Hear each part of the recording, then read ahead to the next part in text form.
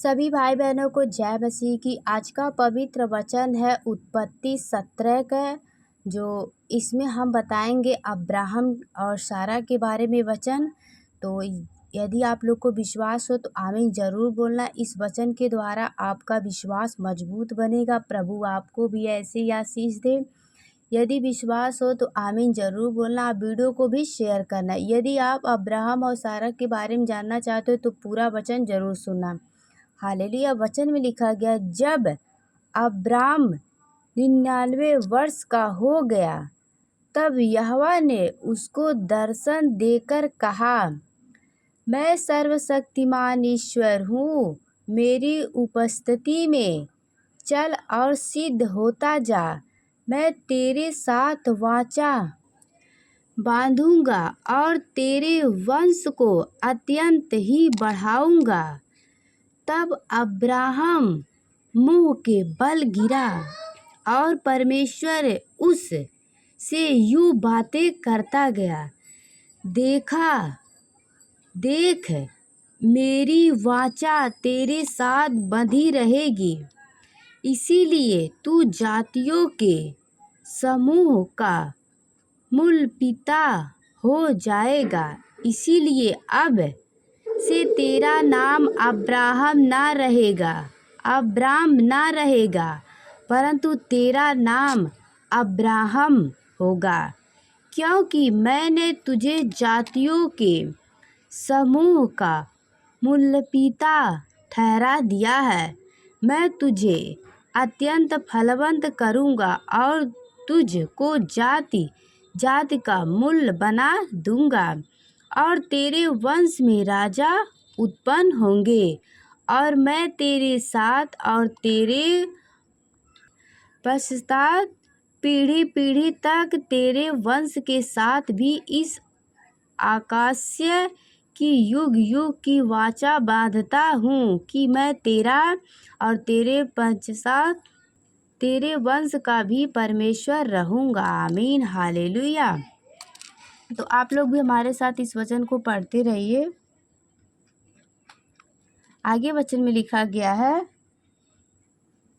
और मैं तुझको और तेरे पश्चात तेरे वंश को भी यह सारा कनान देश जिसमें तू परदेशी होकर रहता है इस रीति दूंगा कि वह युग युग उनकी निज भूमि रहेगी, और मैं उनका परमेश्वर रहूँगा। फिर परमेश्वर ने अब्राहम से कहा, तू भी मेरे साथ बांधी हुई वाचा का पालन करना, तू और तेरे पश्चात तेरा वंश भी अपनी अपनी पीढ़ी में उसका पालन करे।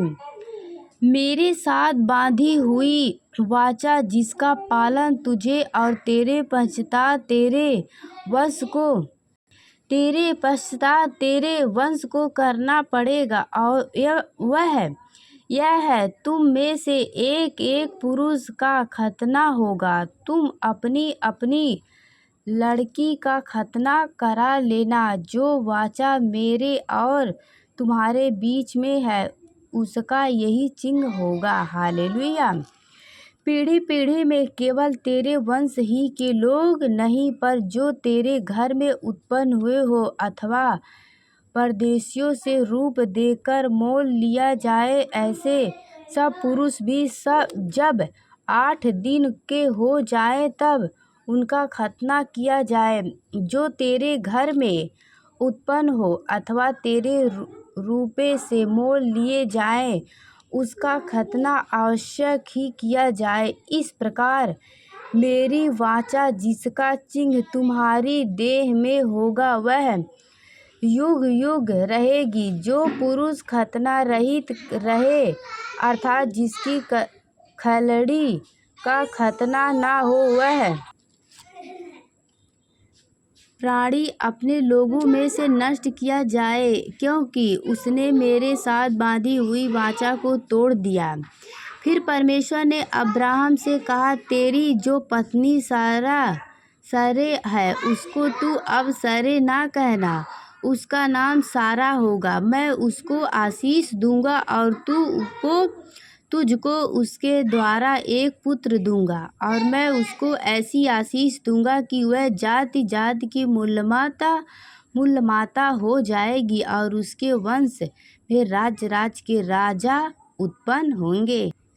तब अब्राहम मुँह के बल गिर पड़ा और हंसा और मन ही मन कहने लगा, क्या 100 वर्ष के पुरुष के भी संतान होंगे? और क्या सारा जो 90 वर्ष की है पुत्र जनेगी? और अब्राहम ने परमेश्वर से कहा, इस्माइल तेरी दृष्टि में बना रहे, यही बहुत है। तब परमेश्वर ने कहा, निश्चय तेरी पत्नी सारा के तुझ से एक पुत्र उत्पन्न होगा और तू उसका नाम इसहाक रखना, और मैं उसके साथ ऐसी वाचा बांधूंगा जो उसके पश्चात उसके वंश के लिए युग युग की वाचा होगी।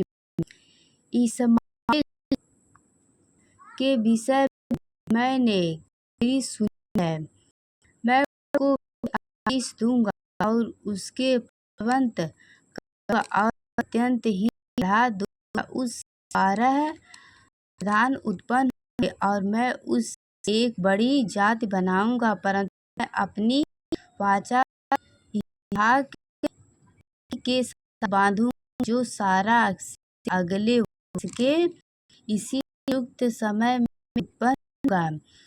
परमेश्वर ने अब्राहम से बात करनी बंद की और उसके पास से ऊपर चढ़ गया।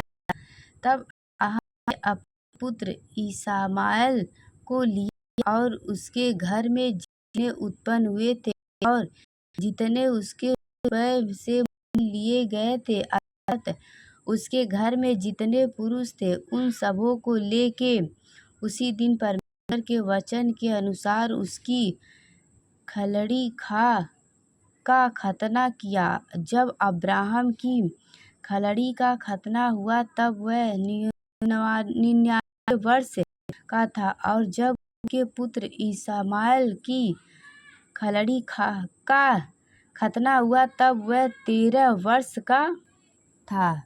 26 अब्राहम और उसके पुत्र इस्माइल दोनों का खतना एक ही दिन हुआ, और उसके घर में जितने पुरुष थे जो घर में उत्पन्न हुए तथा जो परदेशियों के हाथ से मोल लिए गए थे, उस सब का खतना उसके हाथ ही हुआ। आमीन, हालेलुया।